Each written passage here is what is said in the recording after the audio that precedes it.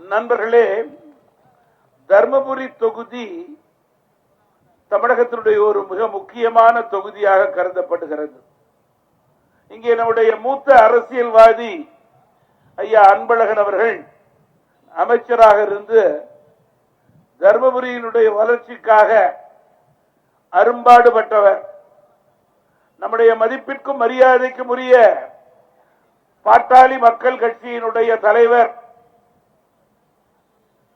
Doctor Anbumani அவர்கள் இந்த தொகுதியினுடைய நாடாளுமன்ற உறுப்பினராக மிக சிறப்பாக செயல்பட்டு இந்த தொகுதியினுடைய பல்வேறு துறை வளர்ச்சிக்கு அன்றே டாக்டர் அன்புமணி அவர்கள் அடித்தளமிட்டதை நான் நினைவு கூற விரும்புகிறேன். நண்பர்களே, மாற்றம் என்பது முன்னேற்றத்தை தமிழகத்திற்கு ஏற்படுத்தும் என்ற நம்பிக்கையை கொடுத்த தலைவர் பாட்டாளி மக்கள் கட்சியினுடைய தலைவர் நம்முடைய டாக்டர் அன்புமணி அவர்கள் என்பதை தமிழக மக்கள் மறந்துவிடக் கூடாது. அத்தகைய ஒரு நல்ல தலைவர், அறிவார்ந்த தலைவர், மரியாதைக்குரிய தலைவருடைய மனைவி, அவரது இயக்கத்தினுடைய முன்னணி தலைவர், பசுமை தாயத்தினுடைய தலைவர் நம்முடைய சகோதரி சௌமியா அன்புமணி அவர்களுக்கு நீங்கள் எல்லாம் மாம்பழ சின்னத்திலே வாக்களித்து வெற்றி பெற செய்ய வைக்க வேண்டும் என்பதற்காக உங்களை தேடி நாடி நான் இங்கே வந்திருக்கிறேன். தமிழ் மாநில காங்கிரஸ் கட்சியினுடைய தலைவர் என்ற முறை என்றாலும் கூட அரசியல் ரீதியாக டாக்டர் அவருடைய நண்பர், குடும்ப நலன் விரும்பி என்ற ரீதியிலே நான் இங்கே வந்து சகோதரிக்கு பேசுவதை மிகுந்த மரியாதையாக கருதுகிறேன். நண்பர்களே, நம்முடைய டாக்டர் அன்புமணி அவர்கள் சிறந்த மத்திய சுகாதாரத்துறை அமைச்சராக செயல்பட்டு இந்தியாவிற்கு நல்வழி காட்டியவர். ஆம்புலன்ஸ் 108 என்றால் உயிர் காக்கும் கதாநாயகன் நம்முடைய டாக்டர் அன்புமணி. போதையில்லா தமிழகம் வேண்டும், மது ஒழிப்பு அவசியம். இதனை செயல்படுத்த உறுதியோடு செயல்பவர்தான் டாக்டர் அன்புமணி, பாட்டாளி மக்கள் கட்சியினுடைய தலைவர். நண்பர்களே, பாட்டாளி மக்கள் கட்சியினுடைய தேர்தல் அறிக்கையை படித்து பார்த்தால் தமிழக மக்களுடைய நாடி நரம்புகளை உணர்ந்த தலைவர் நம்முடைய டாக்டர் அன்புமணி என்பதை நம்மால் அறிந்து புரிந்து தெரிந்து கொள்ள முடியும்.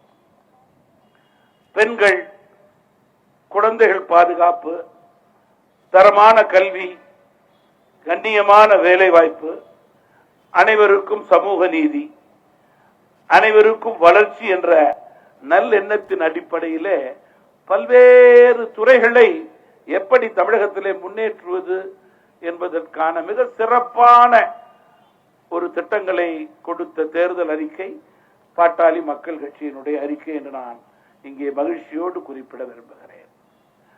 நண்பர்களே, சகோதரி சௌமியா அன்புமணி அவர்கள் ஒரு சமூக போராளி, குறிப்பாக பெண்ணுரிமை போராளி என்று கூறலாம்.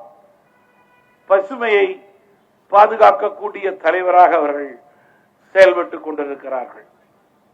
மாற்றம், முன்னேற்றம் என்று கூறுகிறோம். அந்த முன்னேற்றத்தை தவறவிட்ட மக்கள் நாடாளுமன்ற தொகுதியினுடைய தர்மபுரி மக்கள் என்று நான் வருத்தப்படுகிறேன். சென்ற பாராளுமன்ற தேர்தலில் சொற்ப வாக்கு வித்தியாசத்திலே ஒரு வளர்ச்சியான தர்மபுரியை உண்டாக்க நீங்கள் தவறிவிட்டீர்கள் என்பதை மீண்டும் வேதனையோடு கூறுகிறேன். தயவு கூர்ந்து வாக்காளர் பெருமக்களே, இந்த முறை அந்த வாய்ப்பை நீங்கள் தவற விடாதீர்கள். உங்களில் ஒருவராக, உங்கள் வீட்டு பெண்ணாக இங்கே பாடுபட்டுக் கொண்டிருக்கிறார்கள். இந்த முறை அவர்களுடைய வெற்றியை உறுதி செய்து கொள்வது கூட்டணியின் கடமை மட்டுமல்ல, வாக்காளருடைய கடமையாக இருக்கிறது என்பதை இந்த நேரத்திலே நான் குறிப்பிட்டு கூற விரும்புகிறேன். நண்பர்களே, நம்முடைய நம்முடைய டாக்டர் அன்புமணி அவர்களுடைய சரியான பாதையிலே தடம் புரளாமல் செல்லக்கூடியவர் சௌமியான் அன்புமணி அவர்கள். டாக்டர் பட்டம் பெற்ற முதுநிலை பட்டதாரி, படித்த பெண்மணி, அறிவார்ந்த முடிவுகளை எடுப்பதிலே வல்லவர். தர்மபுரி சட்டமன்றத்திற்கு மாம்பழ சின்னத்திலே போட்டியிடுகிறார். தர்மபுரி முழு வளர்ச்சி பெற வேண்டும். பசுமை நிறைந்த பகுதியாக தர்மபுரி மாற வேண்டும். நீர் பாதுகாப்பு, சுற்றுச்சூழல் பாதுகாப்பு, மனித வாழ்வின் வாழ்வாதாரங்களை காப்பாற்றி அவர்கள் இந்த தொகுதியை ஒரு முன்னேற்ற தொகுதியாக மாற்றுவார் என்பதில் மாற்று கருத்தே இருக்க முடியாது. தேசிய பாரம்பரிய குடும்பத்தைச் சேர்ந்தவர் அம்மா அவர்கள். அரசியல் அனுபவமும் சமூக பார்வையும் கொண்டவர். கல்வி அறிவும் சேர்ந்த தலைவராக அவர்கள் போட்டியிடுகின்றார்கள். பசுமை தாயகம் என்னும் உயிர்காக்கும் அமைப்பின் முழு நேர தலைவர். நீர் மேலாண்மையை அனுபவம் நிறைந்தவராக செயல்படுத்திக் கொண்டிருக்கிறார். குறிப்பாக தன்னுடைய தொகுதி தர்மபுரியினுடைய குடிநீர் பிரச்சனைக்கு நிரந்தர தீர்வு காணுவதற்கு ஆற்றல் பெற்ற வேட்பாளர் நம்முடைய வெற்றி வேட்பாளர் என்பதை மறந்துவிடக் கூடாது. நண்பர்களே, தர்மபுரி மாவட்டம் தன்னுடைய மகளிருடைய உரிமைக்காக குரல் எழுப்பி மகளிருடைய எண்ணங்களை பிரதிபலிக்கக்கூடிய வேட்பாளர். இந்த மாவட்ட மக்களுடைய நீண்ட நாள் எதிர்பார்ப்பு கோரிக்கையான மொரப்பூர் தர்மபுரி ரயில் திட்டம் இவர்கள் காலத்திலே நிறைவேற்றப்படும். டெல்லி அரசு நிறைவேற்றுவதற்கு எங்களை போன்றவர்கள் அவர்களோடு துணை நிற்போம் என்று உறுதியாக என்னால் குறிப்பிட முடியும். நண்பர்களே, தண்ணீர் தான் வருங்காலம், அதுதான் வளர்ச்சி என்ற அடிப்படையிலே காவிரி நீர் கொண்டு வந்து ஏற்காடு குடிநீர் பாசனத்திற்கு முக்கிய திட்டங்களை நிறைவேற்றுவதற்கான உயர்ந்த பணியை சிறந்த முறையில செய்யக்கூடியவர். வறட்சியான மாவட்டமான தர்மபுரிக்கு ஒகேனக்கல் கூட்டு குடிநீர் திட்டம் கொண்டு வந்து அதனுடைய முழு பயனை மக்களுக்கு கொடுப்பார்கள். மரம் நடுதல், நீர் பாதுகாப்பு, ஏரி சீரமைப்பு, சுற்றுச்சூழல் விழிப்புணர்வு ஏற்படுத்துதல், இது இவர்களது தொடர்பணி. இதில் யாருக்கும் மாற்று கருத்தே இருக்க வேண்டாம். விவசாயிகளின் வேளாண் பொருட்களுக்கு உரிய விலை கிடைக்க உங்களில் ஒருவராக இருந்து செயல்படுவார். சிப்காட் எனப்படும் தொழில் ஆலைகளை ஏற்படுத்தி இளைஞர்களுக்கான வேலை வாய்ப்பை ஏற்படுத்த அனைத்து முயற்சிகளையும் மேற்கொள்வார். புதிய தலைவர்களுக்கு புதிய திட்டங்களுக்கான மாற்றாக சகோதரி திருமதி சௌமியா அன்புமணி செயல்படுவார் என்பதை வாக்காளர்கள் ஏற்றுக்கொள்ள வேண்டும் என்று நான் அன்போடு கேட்டுக்கொள்கிறேன். நண்பர்களே, தர்மபுரி போன்ற தொகுதிக்கு தண்ணீர் பிரச்சனைக்கு தீர்வு கொடுக்கும் தலைவர், நல்ல தலைவர் என்றால் அந்த தலைவர் உங்களுடைய வெற்றி வேட்பாளர் அம்மா சௌமியா அவர்களால் தான் இருக்க முடியும். பசுமை, விவசாயம், வேலை வாய்ப்பு என 3 குறிக்கோளுடன் தர்மபுரி சட்டமன்றத்திலே மாம்பழ சின்னத்திலே வெற்றி வேட்பாளராக அவர்கள் நிற்கிறார்கள். அவர்களை தேர்ந்தெடுத்து உங்களுடைய கனவை நீங்கள் நனவாக்க வேண்டும் என்று நான் அன்போடு கேட்டுக்கொள்ள விரும்புகிறேன். மரியாதைக்குரிய வாக்காளர் பெருமக்களே, சட்டமன்ற தேர்தல் மிக முக்கியமான காலகட்டத்திலே வந்திருக்கிறது. மக்கள் விரோத திமுக அரசை வீட்டுக்கு அனுப்ப வேண்டியது அவசியம், அவசரம், கட்டாயமாக இருக்கிறது. ஏன் திமுகவை வீட்டுக்கு அனுப்ப வேண்டும், எதற்காக வீட்டுக்கு அனுப்ப வேண்டும் என்ற கேள்வி எழுந்தால் தயவு கூர்ந்து திமுக நண்பர்களோ கூட்டணி நண்பர்களோ வாக்கு கேட்க உங்களிடம் வந்தால் தைரியமாக அவர்களிடம் கேளுங்கள். 100 ரூபாய் சிலிண்டர் மானியம் எங்கே? முதியோர் உதவித்தொகை எங்கே? பழைய ஓய்வூதிய திட்டத்தை கொண்டு வந்தீர்களா? டீசல் விலை ரூபாய் 3 குறைப்பு எப்போது? நெல் கரும்புக்கு குறைந்தபட்ச ஆதார விலையை ஏற்படுத்தினீர்களா? மாதம் ஒரு முறை மின் கணக்கீடு என்னானது? அனைத்து மகளிருக்கும் உரிமை தொகை என்னானது? ஆசிரியர்களுக்கு சம வேலை சம ஊதியம் என்னானது என்ற அடுக்கடுக்காக அவர்கள் மீது கேள்வி கணையை வைக்க வேண்டியது வாக்காளர்களுடைய உரிமை. அந்த கடமையை நீங்கள் திமுக கூட்டணியை எதிர்த்து தைரியமாக கேட்க வேண்டும் என்று நான் அன்போடு கேட்டுக்கொள்ள விரும்புகிறேன். கொடுத்த வாக்குறுதியை தான் நிறைவேற்றவில்லை. அதே நேரத்தில் அதை பற்றி கொஞ்சம் கூட கவலைப்படாமல் உங்கள் மீது சுமையை ஏற்றினார்களே, பொருளாதார சுமையை, அந்த குற்றத்தை வாக்காளர்கள் மன்னிக்கவே கூடாது. பால் கட்டண உயர்வு, மின் கட்டண உயர்வு, சொத்து வரி உயர்வு, தண்ணீர் வரி உயர்வு, பத்திரப்பதிவு உயர்வு, சில மாநகராட்சியிலே குப்பைக்கு கூட வரி போட்ட அரசு இந்த திமுக அரசு என்பதை தயவு கூர்ந்து மறந்து விடாதீர்கள். அதே நேரத்தில் கொடுத்த வாக்குறுதியை நிறைவேற்றிய அரசாக மக்கள் மனதிலே பசுமரத்தாணி போல பதிந்திருக்கின்ற அரசு அதிமுக அரசு என்பதை மறந்துவிடக் கூடாது. அது புரட்சி தலைவர் ஆட்சியாக இருக்கட்டும், புரட்சி தலைவி ஆட்சியாக இருக்கட்டும், கொடுத்த அத்துணை வாக்குறுதிகளையும் அவர்கள் நிறைவேற்றினார்கள். தடம்புரளாமல் ஐயா எடப்பாடியார் அவர்கள் அந்த திட்டங்களை கொண்டு வந்து மக்களுக்கு கொடுத்ததை நான் நன்றியோடு நினைவு கூற விரும்புகிறேன். ஐயா எடப்பாடியார் அவர்கள் தமிழக மக்களுடைய எண்ணங்களை தொடர்ந்து பிரதிபலித்துக் கொண்டிருக்கிறார்கள். அதன் அடிப்படையிலேயே ஏழை எளிய நடுத்தர மக்களுக்கு தேவையான அத்துணை திட்டங்களையும் அவர்கள் தேர்தல் அறிக்கையிலே கூறியிருக்கிறார்கள். ஒவ்வொரு குடும்பத்திற்கும் உதவியாக ரூபாய் 10,000 உங்களுடைய வங்கி கணக்கிலே நேரடியாக வந்து சேரக்கூடிய நிலை ஏற்படும். 8,000 கூப்பனை கொடுத்து ஏமாத்துற வேலை கிடையாது. உங்களுடைய வங்கி கணக்கிலே நேராக வந்து செல்லக்கூடிய பணம் ரூபாய் 10,000 என்பதை மறந்துவிடக் கூடாது. குலவிளக்கு திட்டத்தின் அடிப்படையிலே அனைத்து குடும்ப தலைவிகளுக்கும் ரூபாய் 2,000.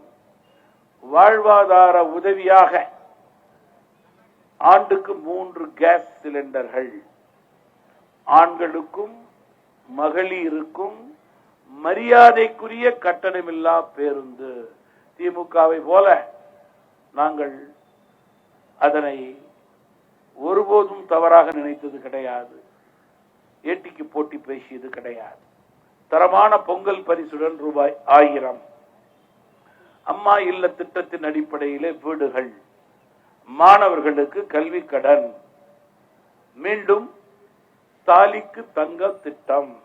இப்படி ஐயா எடப்பாடியாருடைய ஆட்சியிலே கொடுத்த வாக்குறுதியை 100% நிறைவேற்றுவார்கள். இன்றைக்கு ஏழை எளிய மகளிர் இருக்கிறீர்கள்.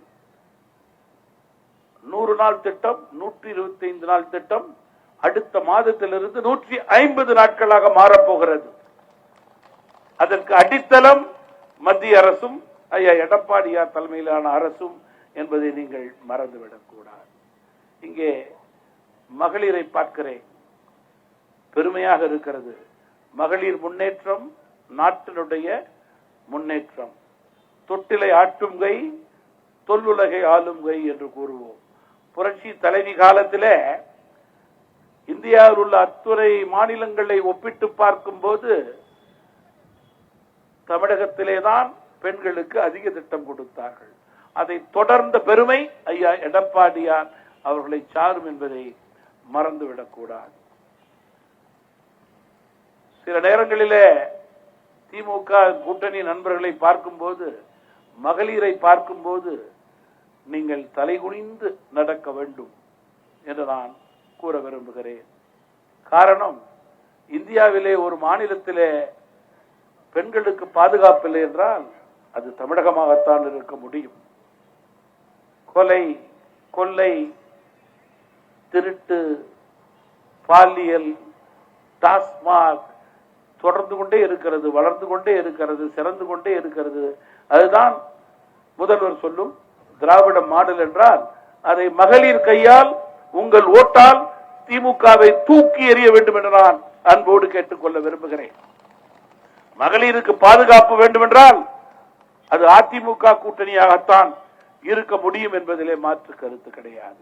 நண்பர்களே, இறுதியாக நான் ஒன்றை சொல்ல விரும்புகிறேன். வரும் காலம் தமிழகத்திற்கு நல்ல காலம், நம்முடைய கூட்டணிக்கு வசந்த காலமாக இருக்க வேண்டும். அத்தகைய நல்ல நிலை தமிழகத்திலே ஏற்பட வேண்டும் என்றால் மத்திய மாநில அரசாங்கங்களுடைய நல்ல இணக்கம் தேவை. அப்படி என்றால் பாரத பிரதமர் நரேந்திர மோடிஜி அவர்களது தலைமையிலே மத்தியிலே நல்லரசாக செயல்பட்டுக் கொண்டிருக்கிற அரசு வரும் வருடங்களிலே இந்தியாவை வல்லரசாக மாற்றும் என்பதிலே மாற்று கருத்தே இருக்க முடியாது. கோவிடுக்கு பிறகு 140 கோடி மக்கள் தொகை கொண்ட இந்தியாவுடைய நிலை என்னாகுமோ? வளர்ந்த நாடுகள் எல்லாம் நம்மை பார்த்து கேலி செய்தது. நம்முடைய பொருளாதாரம் சுருங்கிவிடும், நாடு உடைந்து விடும் என்று நினைத்தார்கள். நம்முடைய பாரத பிரதமர் நரேந்திர மோடி அவர்களது ராஜதந்திரத்தினால் இன்றைக்கு பொருளாதாரத்திலே நாம் உயர்ந்து சிறந்து வளர்ந்து கொண்டிருக்கிறோம். இந்தியா நம்முடைய அண்டை நாடுகளுக்கு கூட உதவி செய்யக்கூடிய நிலையிலே பலமாக இருக்கிறோம். இன்றைக்கு பத்திரிகை தொலைக்காட்சியை பார்த்தால் பல நாடுகளுக்கிடையே போர். இருப்பினும் இந்தியா பாதுகாப்பான நாடாக இருக்கின்றது என்றால் பாரத பிரதமருடைய ஆளுமை திறந்தான் அதற்கு காரணம். எனவே நண்பர்களே, வளமான தமிழகம், வலிமையான பாரதம். பெருந்தலைவர் காமராஜர், மக்கள் தலைவர் மூப்பனாருடைய வாசகம், தமிழ் மாநில காங்கிரஸ் கட்சியுடைய வாசகம், வளமான தமிழகம், வலிமையான பாரதம். வலிமையான பாரதத்தை நாம் பிரதமர் மோடி தலைமையிலே மிக சிறப்பான முறையிலே பார்த்து கொண்டிருக்கிறோம். இந்தியா வளர்கிறது, சிறக்கிறது, மிளிர்கிறது, உயர்கிறது. வளமான தமிழகம் தேவை. இன்றைக்கு மக்கள் விரோத திமுக ஆட்சியின் கீழ் தமிழகத்திலே அனைத்து துறைகளும் குன்றி போயிருக்கிறது. இது மாற வேண்டும். நம்முடைய பாட்டாளி மக்கள் கட்சி தலைவர் டாக்டர் அன்புமணி அவர்கள் கூறுவது போல மாற்றம்தான் முன்னேற்றம். அந்த முன்னேற்றம் வேண்டுமென்றால் மத்தியிலே மோடி தலைமையிலான அரசு, மாநிலத்தில் ஐயா எடப்பாடியார் தலைமையிலான நல்ல அரசு, ஒத்த கருத்துடைய இரு அரசுகளும் ஒன்று சேர்ந்தால் தமிழகம் இந்தியாவினுடைய முதல் மாநிலமாக வளரும், சிறக்கும், உயரும்.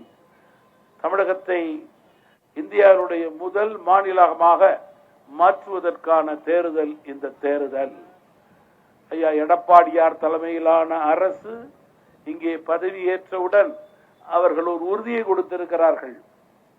3 மாதத்திலே போதைப் பொருட்களுக்கு தமிழகத்திலே முற்றுப்புள்ளி வைப்பேன் என்று உறுதியாக கூறியிருக்கிறார்கள். அதுதான் பெண்கள் பாதுகாப்பிற்கு அடித்தளம் என்று மகளிர் மறந்துவிடக்கூடாது என்று நான் அன்போடு கேட்டுக்கொண்டு, விவசாயிகள், தொழிலாளர்கள், வியாபாரிகள், நெசவாளர்கள், மீனவர்கள், ஆசிரியர்கள், அரசு ஊழியர்கள், முதியோர்கள், மகளிர், மாணவர்கள், இளைஞர்கள், ஏழை எளியோர், நடுத்தர வர்க்கம், வறுமை கோட்டிற்கு கீழே வாழும் மக்கள், சிறு குறு தொழில் செய்வோர், SC ST பிரிவை சேர்ந்தவர்கள், நம்முடைய மைனாரிட்டி பிரிவை சேர்ந்தவர்கள், அத்துணை பேருடைய வாழ்க்கை தரம் உயர்வதற்கு தனித்தனியாக மத்திய மாநில அரசுகள் திட்டங்கள் கொடுத்து உங்களுடைய வாழ்க்கை தரத்தை உயர்த்தும் உயர்த்தும் உயர்த்தும். அதற்கு அடித்தளமாக தமிழகத்தினுடைய மரியாதைக்குரிய பாட்டாளி மக்கள் கட்சியினுடைய நம்முடைய மதிப்பிற்குரிய டாக்டர் அன்புமணி அவர்களது அன்பு மனைவி அவர்கள் இங்கே போட்டியிடுகிறார்கள். அவருடைய வெற்றி